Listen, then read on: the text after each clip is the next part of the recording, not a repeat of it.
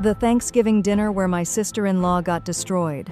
My sister-in-law Chloe was the absolute worst, and this Thanksgiving she finally got exactly what was coming to her. Let me set the scene. Chloe is that girl who married into money and suddenly forgot how to act like a normal human being. She constantly flaunts her designer bags, drives a massive SUV, and makes sure that everybody knows how much everything costs. Meanwhile, my husband and I, we live pretty modestly. We work hard, we save our money, and we usually just try to stay out of the family drama. But Chloe, she loves an easy target. So we are all sitting around the dinner table.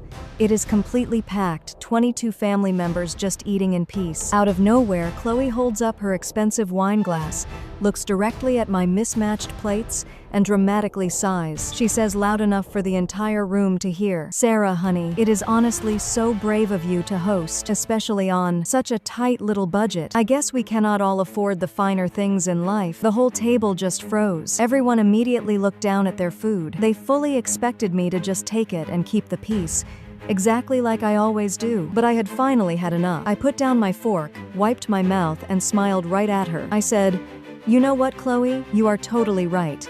We definitely cannot afford the finer things." She smirked, taking a really slow, arrogant sip of her wine. Then I leaned forward and dropped an absolute nuke.